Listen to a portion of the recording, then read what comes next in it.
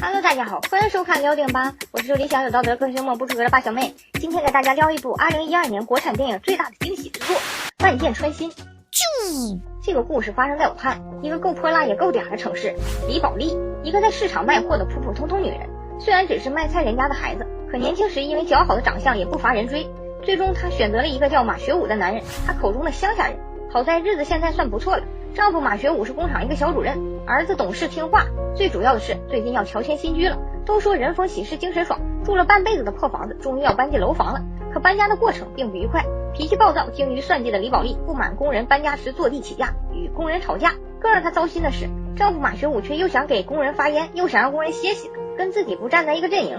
李宝莉当着工人的面指责丈夫的假大方，而老实巴交的丈夫习惯性沉默。其实李宝莉不知道，这种风风火火看不到别人情绪的性格让她遭了一辈子的罪。蔫人还真的是不鸣则已，一鸣惊人。搬家的第一晚，马学武就向李宝莉提出了离婚，可以看出来他很早就不再爱李宝莉了，对李宝莉颐指气使的性格也是忍受够了。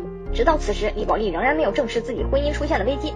她以为让让步，让儿子求求情，事情就过去了。可这一次好像不同，马学武铁了心离婚。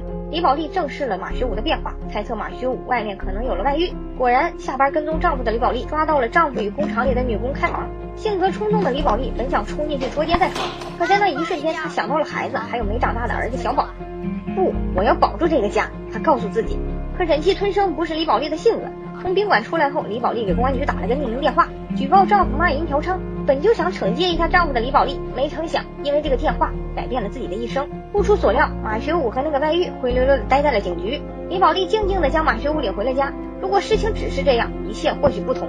马学武灰溜溜的回家，甭管他是否愿意，日子总算还能过得下去。可是得理不饶人的李宝莉在朋友面前对马学武是冷嘲热讽，一直没有撒完心中这口恶气。一剑未平一剑又起，马学武的母亲，也就是李宝莉的婆婆，住进了这个风雨飘摇的家庭，给这个家庭又添了一桩矛盾的砝码。刀子嘴豆腐心的李宝莉虽然起初并不愿意，可总不能让婆婆露宿街头，也让她住了进来。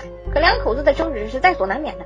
因为桃色事件丢了官的马学武发现和自己相好的女人根本就不爱自己，没了这个官，他也就没了这个女人，时代不会因为一个家庭的变故对他保有温情。时间终于成了一代人记忆犹新的下岗大潮。因为桃色事件，马学武在这次下岗潮中毫无意外的下岗了。用领导的话说，在外面胡搞的很多，闹到警察局的就你一个。马学武无法面对生活的全面崩溃，选择跳桥结束了自己的生命。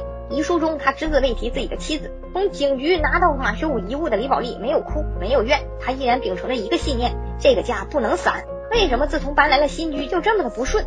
从小一起长大的闺蜜说，你看家那房子上面恨不得几条马路穿过去，风水上这叫万箭穿心。李宝莉不信邪，什么万箭穿心，从今天起哪怕万箭穿心也要万丈光芒。因为还有儿子和婆婆要照顾，没了家里的男人，李宝莉的家庭收入锐减，她无法继续给人打工过日子了。于是她决定做起扁担，一个武汉特色的劳力工作，用扁担帮人家担行李搬东西。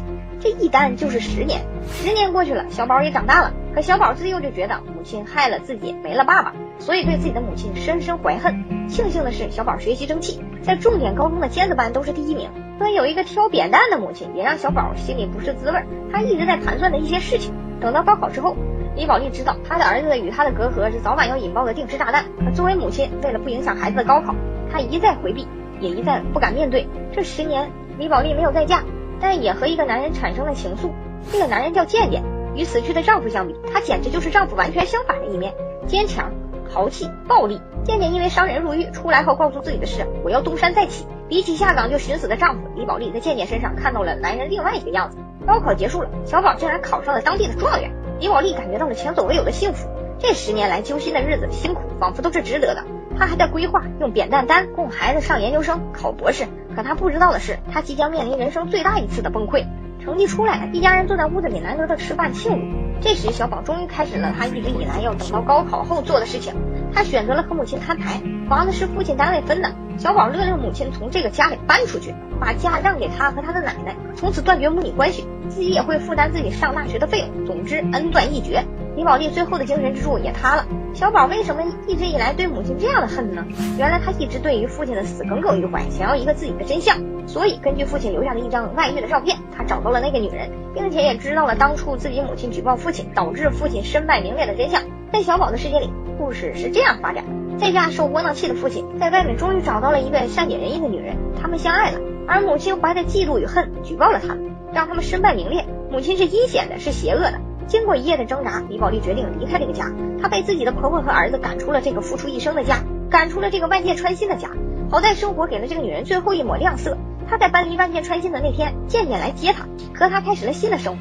这是一部真实到全片没有好人没有坏人的电影，就像影片结束那辆打不着火的车，使劲在后面推也能开，这就是生活真相的样子。李宝莉与马学武的婚姻本身就是错误的，一个瞧不起对方是乡下人，一个瞧不起对方没文化，这像一个种子，在婚后的日子里生根发芽，长出千疮百孔的婚姻。李宝莉的性格是有问题的，一路苦情的自我感动，因为没有文化，不给自己的人生假设更多可能性，走上了一条无比难过的路。很多人不理解小宝为什么那么无情，其实在这个孩子眼里，他的母亲不值得被爱，因此他宁愿相信自己的父亲出轨那个陌生的女人，也不愿相信自己的母亲，认为母亲不值得被爱，还是因为骨子里瞧不起母亲的职业，母亲的档次，虽然是他瞧不起的那个职业养活了他。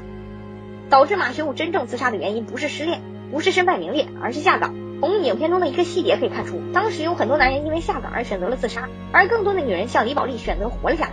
马学武一生懦弱没有担当，哪怕让人艳羡的艳遇，也是因为他的官位原因。